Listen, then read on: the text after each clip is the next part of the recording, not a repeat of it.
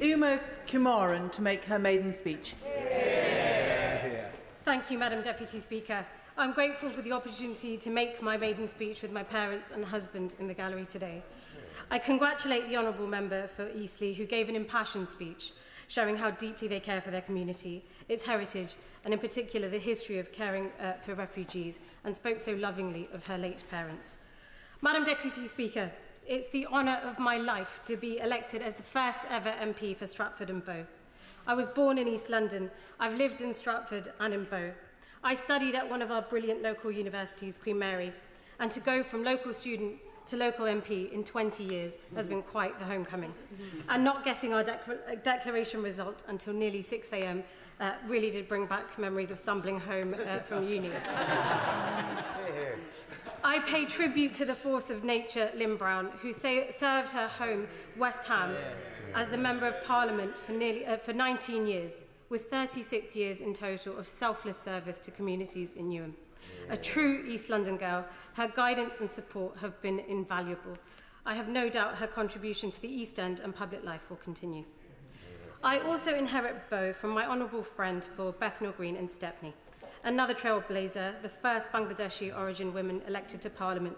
She's inspired a generation with the promise of what's possible. Madam Deputy Speaker, while Stratford and Bow is a new parliamentary constituency, its history is old and rich. The Women's Hall at Old Ford Road in Bow was home to Sylvia Pankhurst and Nora Smith, the headquarters of the East London Federation of Suffragettes from 1914 to 1924, the beating heart of the East End suffrage movement, the home of the Match Girls strike, and once to the largest union of women and girls in the country. Every corner is filled with the history of the struggle for women's rights and for our voices to be heard, a history that I work every day to honour. And as a proud granddaughter of a trade unionist and a member of the GMB union, I go forward in their memory and continue to fight for working people.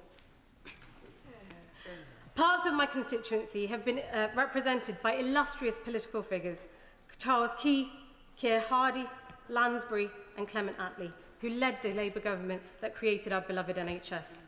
So no pressure on this new member. Our stunning Victoria Park with its breathtaking canals opened to the public in 1845 and became the People's Park, a centre for political meetings and rallies with speakers such as William Morris and Annie Besant. And it's not just political history we're blessed with in Stratford and Bow. I'm sure many of the honourable members here love nothing more than going home after a long day sitting in the chamber and putting on their favourite grime playlist. Or they can thank Bow for playing an integral part in the origins of grime music, with Roman Road and its once beloved record shop producing artists and crews such as Roll Deep and Skepta, to name just two. And over in Newham, we have our top boy, Kano. I can see I've completely baffled some members here. So for their tastes, which are a little bit more retro, we're also home to ABBA Voyage. And in my constituency is a place where you can come and spend your money in some of our brilliant local and international businesses. And of course, you cannot miss it, sitting at the heart of my constituency, the London Stadium, a place of joy and wonder of the 2012 Olympics and some of our most wonderful sporting achievements. And as this generation of Team GB Paralympians compete in Paris, I send my wishes to them. The ability to bring people together that sports possesses is like nothing else. So it's a privilege and honour to be the Member of Parliament for the greatest club in world football. Sorry, Keir, West Ham. And as a Hammer since the 5th of July,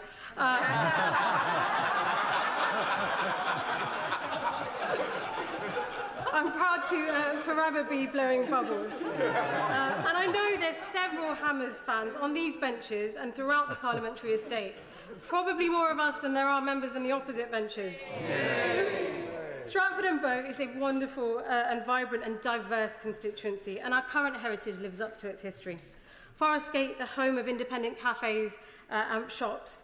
Forest Gate Pride, the nature and beauty overlooking Wanstead Flats. The bustling shops of Green Street serving communities throughout East London alongside mosques, temples, synagogues, gurdwaras and churches. It's a place that's truly representative of the rich tapestry of cultures and people that make up our great capital city, London. People from all over the world have come to Stratford and Bow to make their UK their homes. and my constituency is a prime example of Britain at its best, with pearly kings and queens, white, European, Indian, Bengali, Pakistani, Chinese, African, Asian, Middle Eastern, European, Caribbean communities and more living side by side and working together to make a better society for everyone. Wherever you're from, you're welcome in Stratford-on-Bow. Mr. Speaker, I'm proud too to have origins as an East London girl, born in Homerton Hospital. But I was born here but by fate. I am the daughter of Tamil refugees and the child of a community that knows what it's like to endure prejudice and persecution. My parents, proud and patriotic British citizens, came to Britain over 40 years ago, but they didn't simply come here. They fled for their lives, forced to leave behind everything and everyone they knew and loved, torn from a good and prosperous life in their prime, starting from scratch in a country unfamiliar, working multiple jobs day and night to give me the chances that were taken from them. Britain welcomed my parents with open arms so they could rebuild their lives and flourish, and it was the East End that they first chose to call their home. This is the London I know and love, and it's the story of Britain and British values at its best. Yeah. Outward-looking, compassionate, a country where you can work hard and triumph. Mum and Dad, thank you for everything. Your endurance, your will to succeed.